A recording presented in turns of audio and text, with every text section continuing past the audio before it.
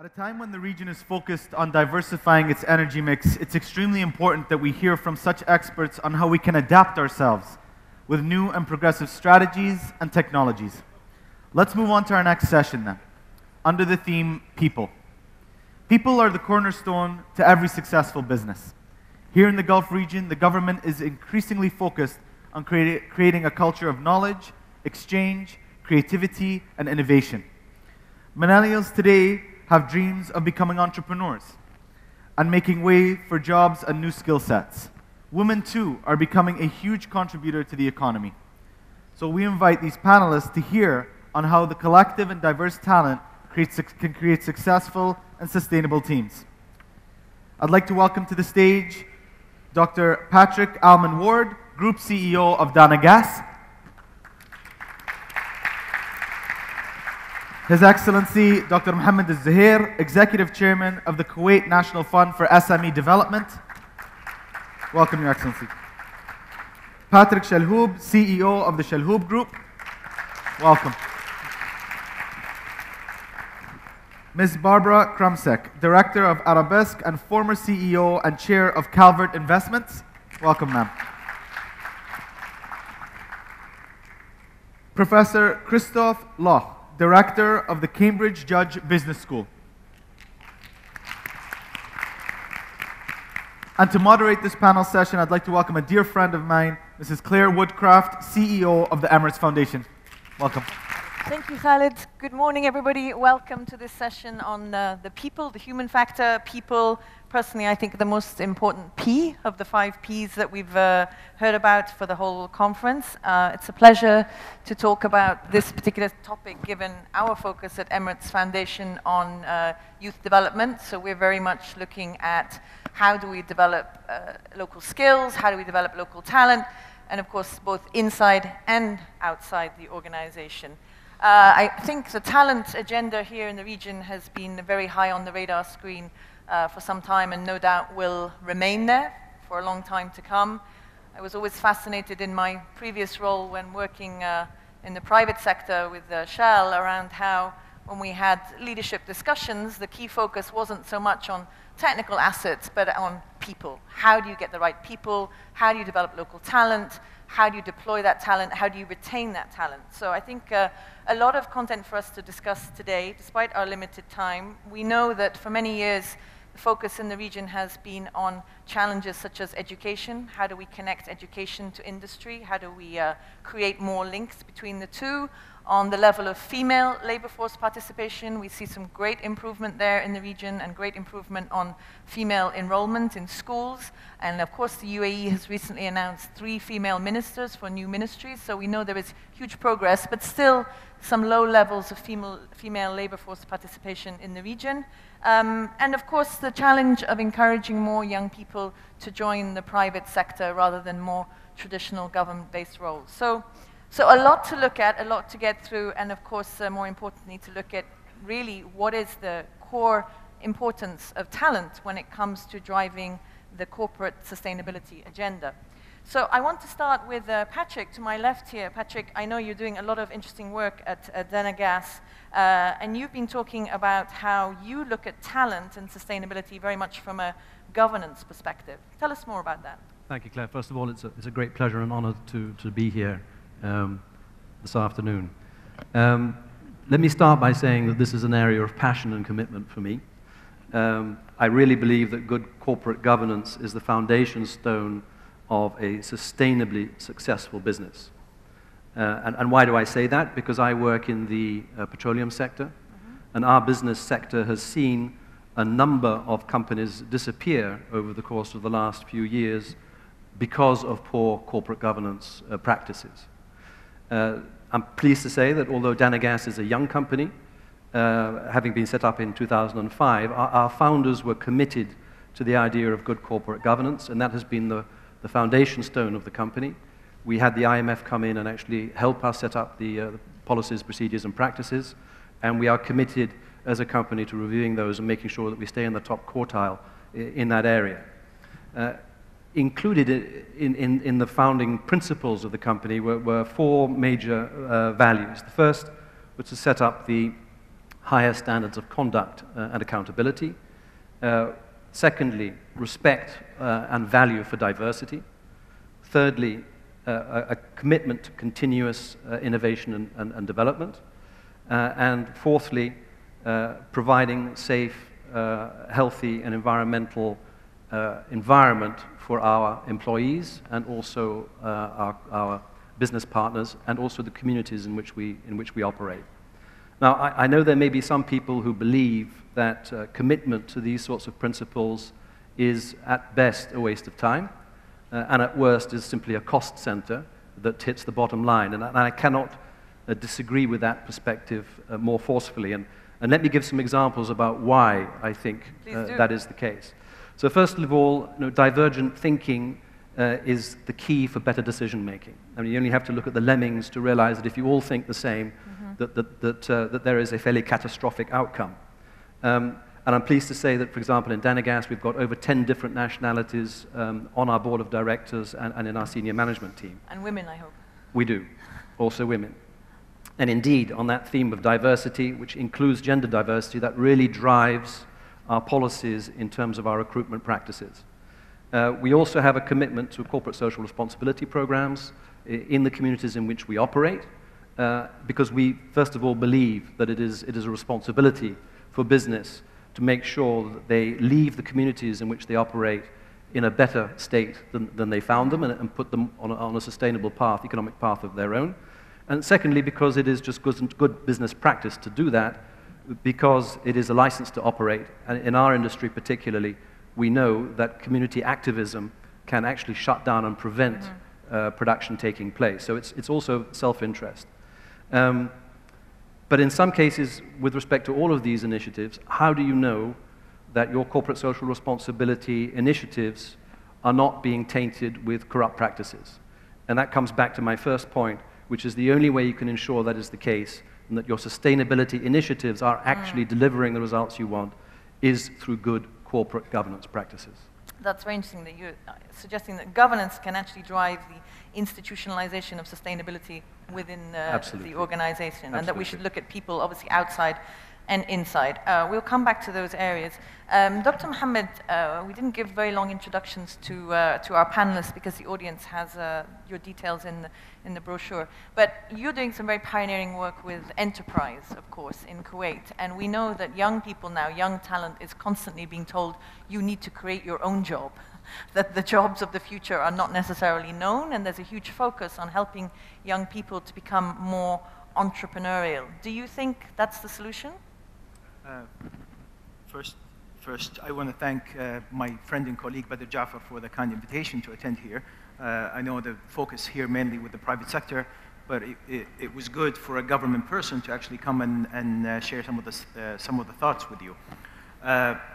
You're not only asking people to create their own jobs, you're asking them to be job providers rather than job seekers. But we have to admit a few things before we get to that level. It's going to be a long journey. Of course, our MC, when he opened this morning, he said we should talk about what we need to know rather than what we want to hear. And of course, our friend Badr said, think and look globally, but act locally. So the question is, we have to admit and see where the shortcomings are that we have in policy making or in the private sector, and see how that can push for developing those jobs we're talking about in the private sector. Now, essentially, you're talking about a cultural change because you're asking youth to think irrationally and choose to go in the private sector, create their high-risk businesses, and not go to a safe government job. This is very challenging. How do you take people to leave the economically irrational path and go towards small and medium enterprises?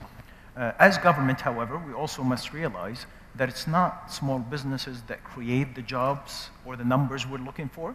It's how do you make those medium and big. That's when you create most of the jobs.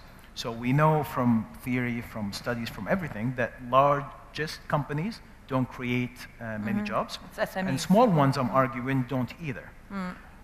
So how do you take them growth? So growth, and of course sustainability, growth is very important. And for you to grow and be sustainable, you have to be part of a larger value chain. And this is why I think larger businesses regionally, locally in each market and regionally, have to look at small businesses as something important to them rather than the other way around. I think there's a lot of thoughts around small businesses or dealing with small businesses as corporate social responsibility or charity, if you will, but it's not. I think large businesses need small ones more than the other way around. So they can be part of their supply chain. Supply chain. And specifically, if we look at the example of GCC, I think we have to look at our market as being one. We can't look at individually Kuwait being alone, Qatar, UAE, and all of that, for many reasons. Similar social fabrics, economies, education levels, and so forth. So cooperation is very important. Collaborative entrepreneurship between larger companies in those countries and small businesses. How do you link them together? Because if you think about it as well, whether it's in the US, in the West, East, or here in the Middle East, small businesses are the ones that actually reform easier, and they respond better to changes in markets. Yeah.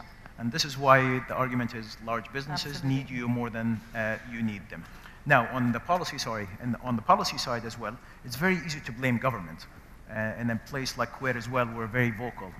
So freedom of speech, actually, I'm sure you've all seen it. But the issue is governments have thicker skin and probably stay quiet. But if I may be controversial here today, I'll actually point the finger the other way. I think the private sector has a role to play beyond sponsorships of events, beyond corporate social responsibility and so forth.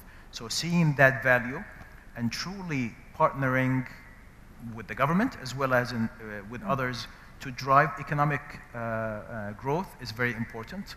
Because honestly, governments should not be in the business of business, but they are historically for many reasons, and they continue to be to fill certain gaps. Yeah, absolutely. It's interesting how that connection between talent and SMEs is becoming so much stronger, and we're doing some work at the foundation around mapping the enterprise ecosystem. And one of the core challenges we find, of course, is market access, so access to supply chain. So how do we get more of the larger corporates to really provide those opportunities and then in turn support talent? I'm sure we'll come back to that as well. Barbara, great to have you with us. I know you have a wonderful background in the financial sector as a woman and have been a champion of female empowerment both in that sector and more broadly. And I know that you know the region fairly well as well. So give us your thoughts on how much progress you think is being made here from what you've seen during your trips to the region and how that compares to more mature markets such as the US. Thank you, Claire, and thank you. It's an honor to be here with you today. Progress is all relative, I suppose. There's been great progress for women in education, and that's really been worldwide. Some room for improvement, as always, but the education progress. And frankly, the workforce of the world is really dominated by women. The challenge is that that domination is pretty much at the lower income levels of the employment pyramid. And what we see for women is really, unfortunately, not a pyramid, but a real chokehold, where very few women seem to be progressing effectively through the pipeline. My home region of North America, for example, in 2015, there were 85 new CEO appointments in North American companies. One of them was filled by a woman, and that is a very challenging number. Something around 4% in total of companies are led by women. There's a bit more progress at the board level, I think because of transparency and visibility, and also the belief from the stakeholders, the business community, the investor community, and I led an investment firm for 17 years, Calvert, that believed that diverse boards, diverse management teams are better for business. So is it, you mentioned transparency, is it because people believe it or because there are regulatory now pressures on companies to be more diversified, hire more women? I think the evidence has been proven analytically. Diverse boards have proven to create greater share value for public companies. Some of the studies focus on having 3 women on the board. My I always say, why is 3 the right number? Why not 50% women? Or on the board? 80% even. 80% women. So there's the evidence, number one. But yes, there is public pressure. There is transparency. In the United States, there's the SEC requiring diversity disclosures. And there is, worldwide, in some societies, there are quotas for women on boards. I don't think that works in all societies and all cultures.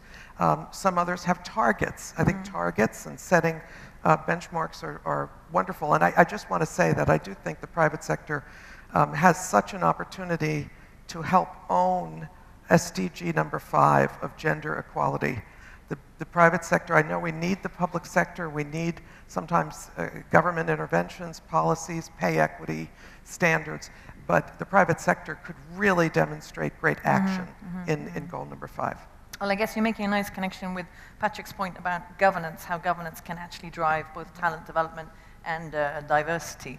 That's great. If we look now, we were having, coming to Christoph, we were having a discussion earlier about, and I mentioned in the introduction how talent is at the top of the commercial radar screen now, companies increasingly competing for talent, perhaps over and above traditional assets. Christoph, you were mentioning how it's still important that we not just focus on the top talent and the top level, but that we also look more broadly. Perhaps you'd like to share your thoughts on that particular area of how do we develop people and build talent? Yes, thank you. I want to take a minute to link our topic now to the first panel this morning, where, of course, everybody agrees that the private sector can make a big contribution to sustainability. However, companies are struggling with this. In our programs, we're getting senior managers in our workshops who are coming from all over the world, the GCC, but also Asia, Europe, the Americas. And when we discuss with them how sustainability can be included in their strategy, their reaction is very easily, don't preach to me because you are not in the reality that we are in. We are competing with companies who are coming from other regions of the world where they are not under pressure to make investments in sustainability. And in the end, we're ending up being competitively disadvantaged. And this is very difficult, so don't preach to us. We also have programs to help small and medium enterprises to improve their management and to grow. And many SMEs are simply focused on survival, and they do not have the bandwidth to look at investments in sustainability. So it's really hard to find the resources to make these investments. And even the large companies, the thought leaders, of who we saw two in the panel this morning, where we saw really impressive undertakings like saving water. But what do they do if one of your products is, for example, simply fundamentally unhealthy? Do you stop selling that product, or do you take a step of making continuous improvements over time? These are very difficult questions, especially since companies are not really facing rewards from the outside. On the side of the government, the signals that the private sector has been given are mixed. Yes, the government would like sustainability, but then they also want other things. Investors are short-sighted, which we also heard this morning. Most investors simply only look at the short term. Not all investors are short-sighted. Not all investors, that's true. Even the ones who are long-term oriented, like sovereign wealth funds, when they are trying to look in the long term, actually we are today still missing the financial tools to really evaluate sustainability in the long term. So even sovereign wealth funds, to some degree, have to come back to short-term returns. So when you look at the financial markets, the signals are again mixed. They don't really reward companies who are investing in the long term. And third, even the customers, we might expect customers to push companies for sustainability, but even that is not really the case, because customers may say we want lofty goals of sustainability, but in the end, what do they pick from the shelf? The product that is the cheapest. Yeah. And so, now coming back to our topic here today, first of all, I would like to appeal to the students who are in the room. This is the young generation, and actually, the young generation should use its collective power of pushing companies and saying that your responsibility for society and for the customers is really serious and the market demands it, because that is what companies will notice. And secondly, coming back to our topic, I would strongly recommend companies to really invest in talent. Now, when that is normally being mentioned, what people have in mind is blue-collar and senior management, because that's where the war for talent is really happening. What we're sometimes overlooking is investing in talent in our blue-collar workers, who are too often treated as commodities. But if you invest in their problem-solving skills, in their general education, in their awareness, you're getting two benefits. One is you may get from inside of your own company another force that pushes for issues that come from outside of the company. Let them speak up, let them bring in an external perspective in addition to what comes from your governance.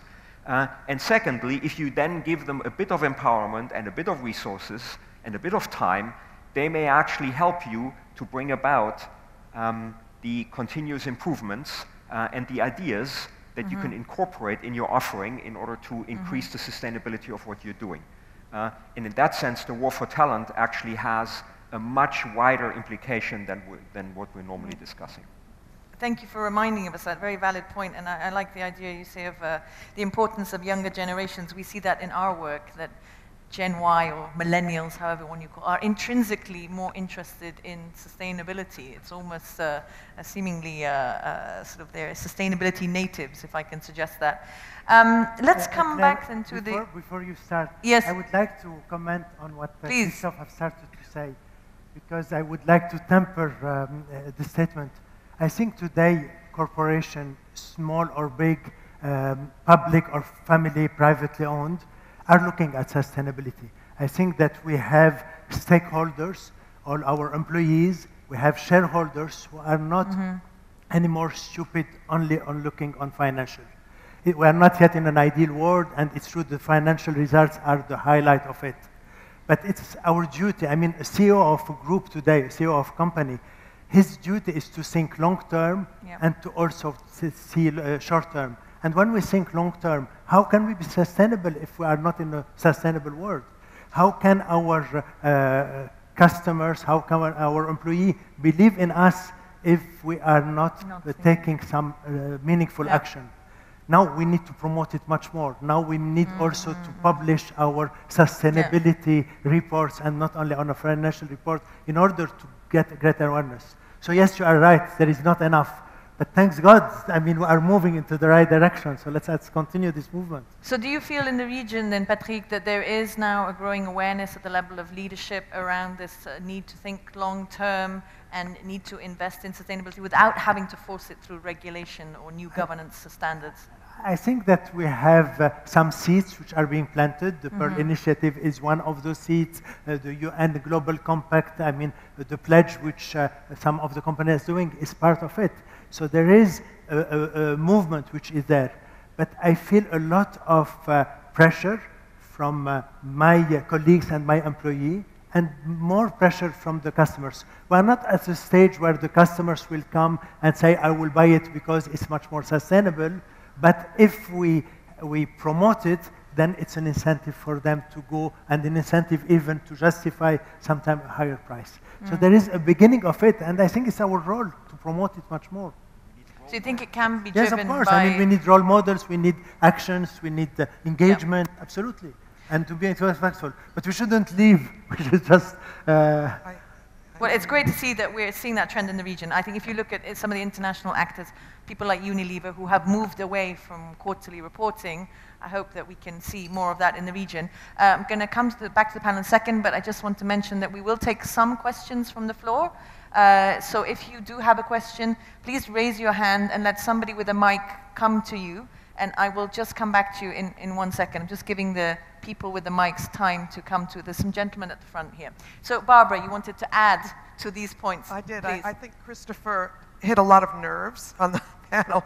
And one thing I do want to really clarify is that investors are increasingly looking at the companies that they invest in through the lens not just of their financial performance, but of their sustainability performance as a proxy for leadership that will be geared to the longer term and therefore more aware of risks, more aware of the ability to attract and retain talent. And therefore, the quarterly, I absolutely agree that the quarterly reporting and the daily stock price, you're not going to see exemplary sustainability performance reflected in today's stock price. But is that because you're getting the right people in leadership who get it, or is it because the markets, such as ethical indices, are proving that there is a return on thinking sustainability? So is it a people thing or a regulatory thing? The regulatory thing is more in the disclosure and transparency, frankly. And yes, some requirements on environmental performance, et cetera. But primarily, I do think it's the sea change in the availability of data on sustainability.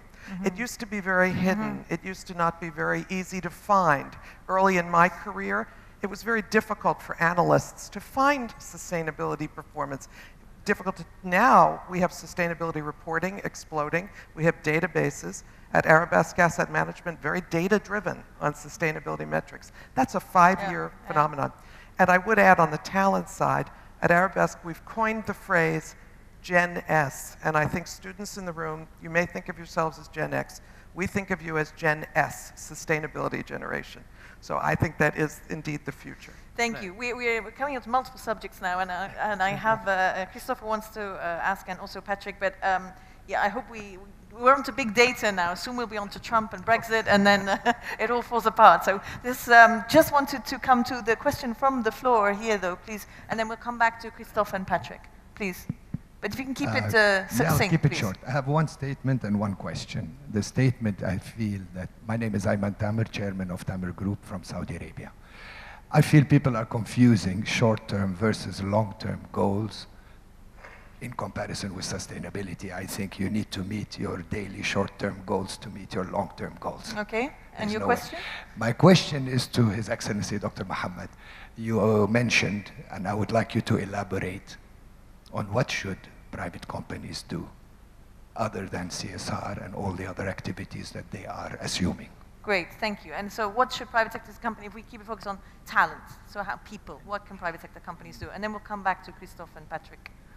In the past, hello, is it on? We have the mic in the for past, yeah, I think you're okay. Is it on now? In the past, it's been the case that governments put a lot of regulations, whether it's on the private sector or citizens and so forth, thinking this is the right way to achieve things. I think we're over-regulated. There's a lot of laws and regulations, they're good, but too many of them will hinder your development and so forth. So it's not the number of regulations, it's actually having the right dialogue with your stakeholders, in this case, private sector, led perhaps by Chamber of Commerces and so forth, of how you can develop it. In Kuwait, for example, to be specific, I'll speak about Kuwait. The private sector says the output, graduates of colleges and so forth are not ready to work or not trained enough to work in our companies. So it's the chicken and egg. Well, how are you gonna get them trained if they're fresh out of school? And if they go to government and you expect them to get training there, it's not gonna happen. It's gonna be the wrong training. And they probably get into that bad area.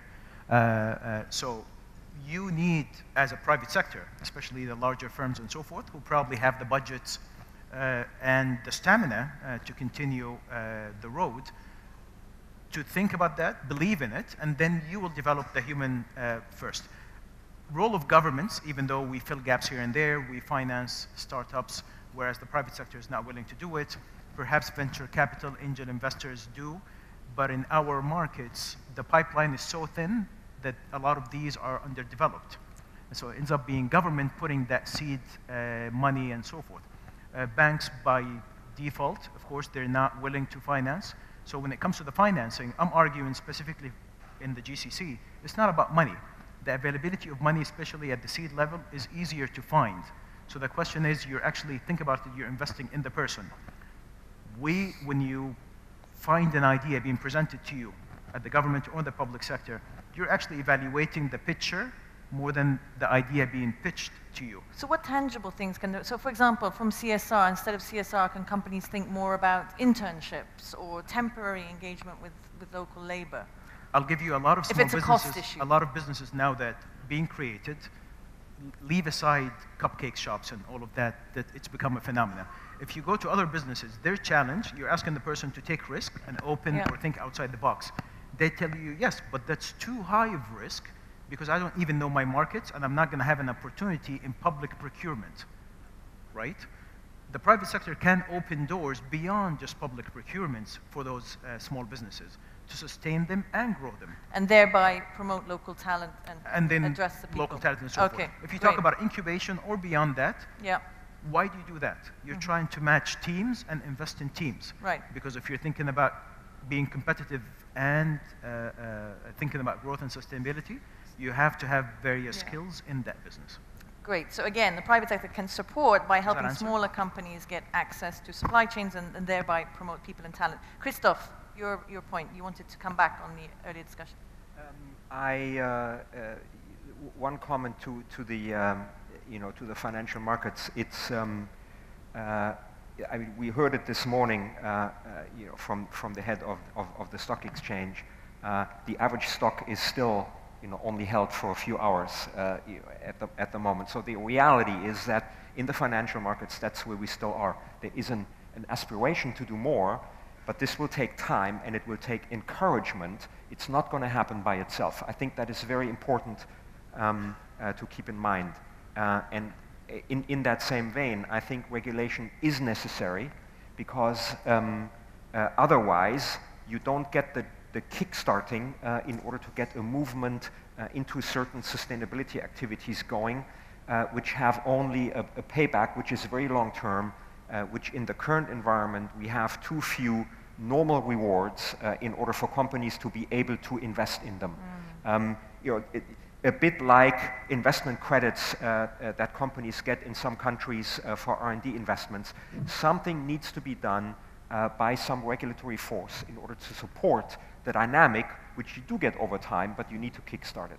And maybe we need to be looking more to financial returns of what's the return on investment of investing in people? We have some metrics now around getting women into organizations, how that can enhance your return on earnings, but we still don't have really scientific data on how investing in people can actually transform an organization. I have, just want to check, the gentleman from the floor has the mic, but I'm going to come to Patrick first and then we'll come to you. Please. Patrick, you wanted to make a point. I wanted to come back on a couple of points. First is that we are finding that sustainability principles are increasingly important when it comes to going out to the markets and getting funding. So to keep your business going, we all need to go to the markets to get funding, and we're finding that sustainability considerations is becoming an increasingly important component to obtaining that funding, and particularly influencing the rate of interest that you have to pay on those funds. Second point I wanted to make was a little bit that sustainability today is perhaps, in our industry anyway, the petroleum sector, is a little bit where HSSE was in the 1970s. In the 1970s, it was seen as a cost center, as an imposition of bureaucracy onto the organization, onto the company. And what people have realized is that actually it's not that at all, it's the opposite, is that by having these HSSE principles in place and delivering on them actually is a measurement of good governance, good management of the company, and that there is a close association between a good HSSE performance and a good financial performance. And the last thing I wanted to do was to come back to Ayman Tamer's comment, an observation, which is I know he is a leader, not only a thought leader, but a do leader in this region for ways in which you can engage with talent and encourage that talent and bring them on. We're starting that journey in Danagas now with our relationship with the American University of Sharjah, but he is certainly somebody, if anybody in the room wants to find out how to do it, get talent, talk to Ayman. On the spot now. But just, Patrick, elaborate a little bit. So you say that from an investment perspective, the sustainability agenda adds weight. What is the people component of that? So would an investor coming to you say, okay, I buy into your sustainability agenda, but tell me about your gender diversity. Tell me about what you're doing for local talent. How do you qualify that? I was in Cairo yesterday talking to a bank that we're engaging with respect to the possibility of getting funding. And they wanted to know what our equal opportunities policies and status was. In fact, we've carried out an audit of our company to compare ourselves against other companies in Egypt. and globally, in fact. Right. So that is So indeed specifically a measure that they were looking for. Great. I'm going to take a question from the floor and then come back to Patrick, because I'd like to hear you, obviously, as a large, successful corporate in the region, how you actually demonstrate and articulate your commitment to people. But I'm going to take the question from the floor first, please. Gentleman here, your name and then the question, please. Yes, good morning, everybody. My name is Helmut von Siedmogrowski. I'm the Chairman, International Relations from Diplomatic Council, which has a consultative status to the United Nations.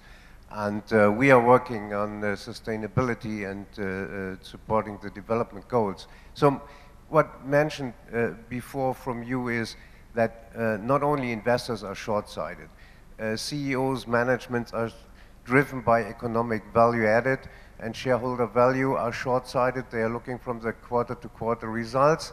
But moreover, also governments in many countries are elected and changed every 4 to 5 years. So the question to the plenum here is, what kind of mechanism do we need to maintain the actions and the path we pave now to ensure sustainability, since what we are doing today has an impact in the 50 or 100 years from now, which we will not experience, not the ones we are sitting here. So how do we make sure that what we are discussing today here will really be sustainable in its actions from generation to generation? So if I can paraphrase, how can we encourage the private sector to think more long-term instead of short-term? And is that perhaps a government? Private sector is that, yeah.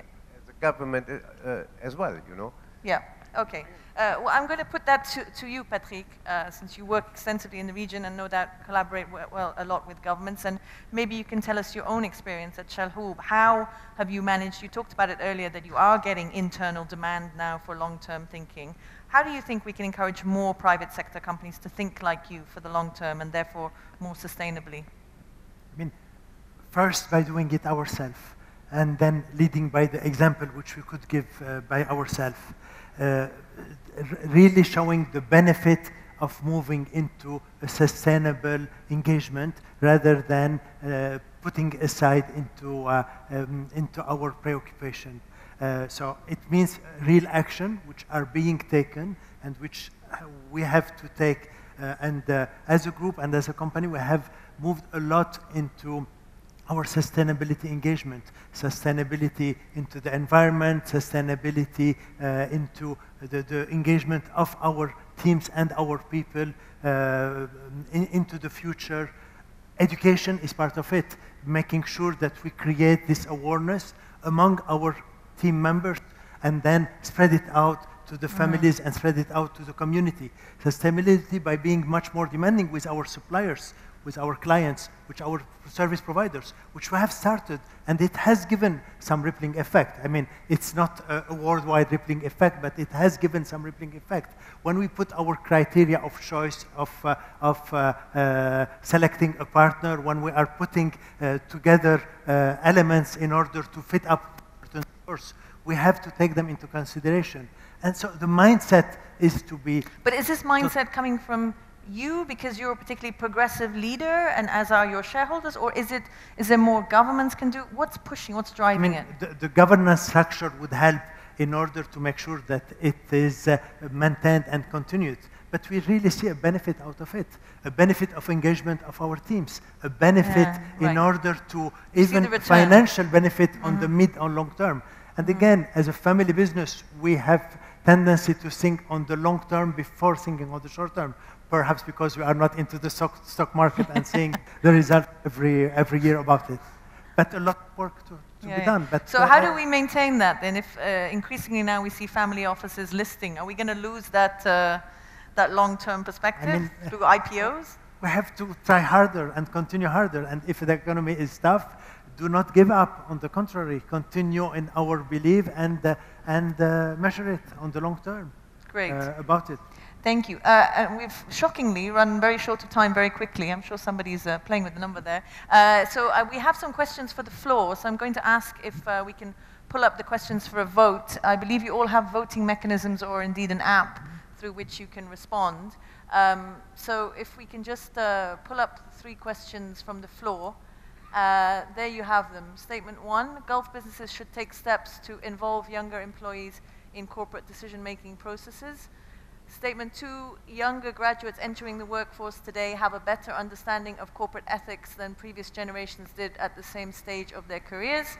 And statement 3, in 5 years' time, we will see a significant increase in the number of women in senior executive and board roles in the Gulf region. So if you can please vote on whether you agree or disagree, is my understanding, then we can pull up the results. I assume we have a timer. We do have a timer.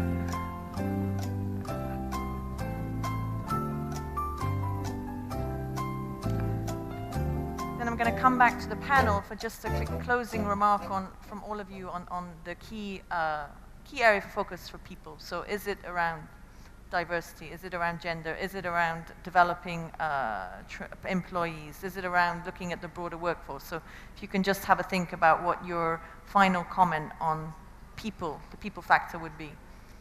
And then we will close out. So can we pull up the results, please, on the screen of the voting?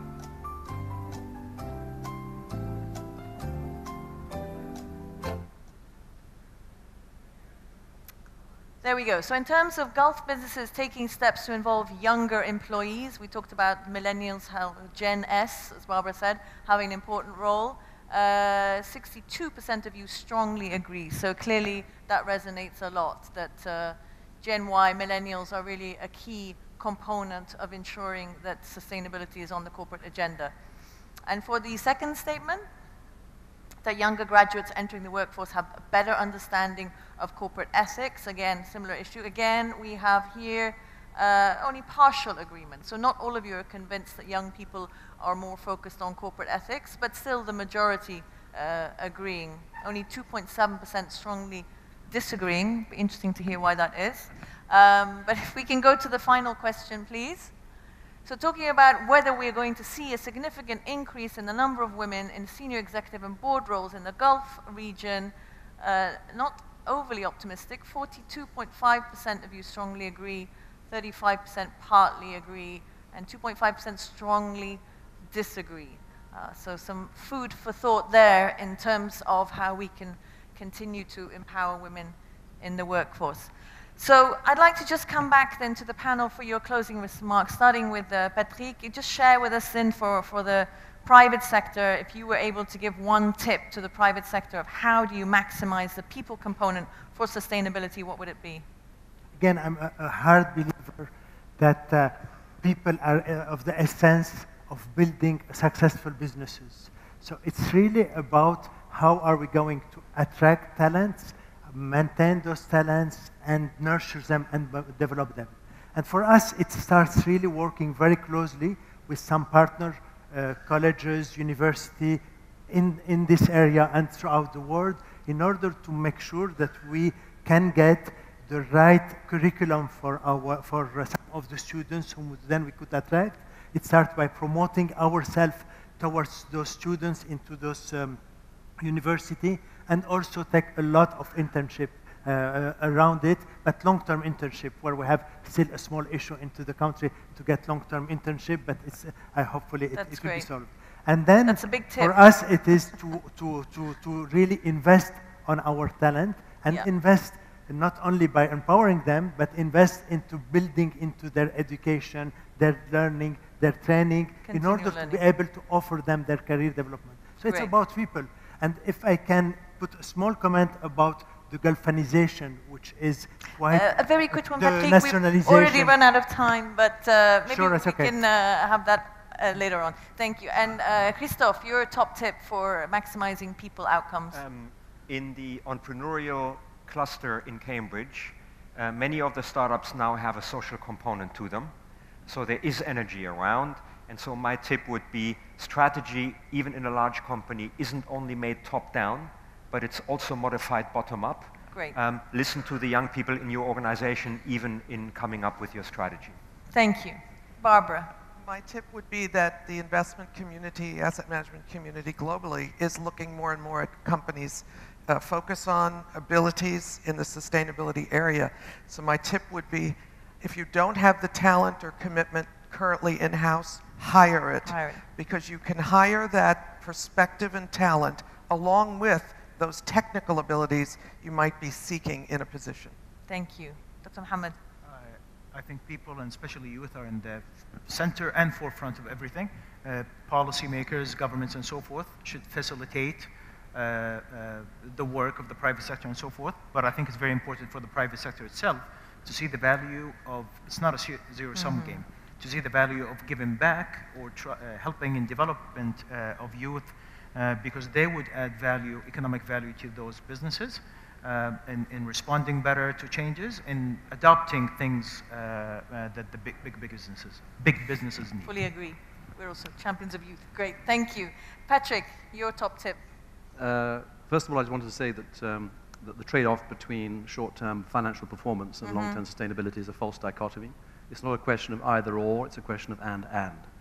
And with respect to talent, I think for us, in our industry sector, two real key areas is getting into schools at a relatively early age and influence people, particularly women, in STEM subjects, to encourage them to study engineering and mathematics based scientific stream subjects. And then engaging with universities and giving university students the opportunity to come and visit our businesses, get hands-on experience, and realize that the industry that we're in offers fantastic work opportunities. Great, thank you. What I'm hearing from all of you that there is a tangible return on investing in people for your sustainability agenda. We just need to do more of it and figure out how to perhaps measure it, define it, and articulate it. So thank you for a very rich discussion. We were rather short on time, but I think we covered a lot of ground and wonderful inputs from all of our speakers. Thank you to the floor, and thank you. Thank you.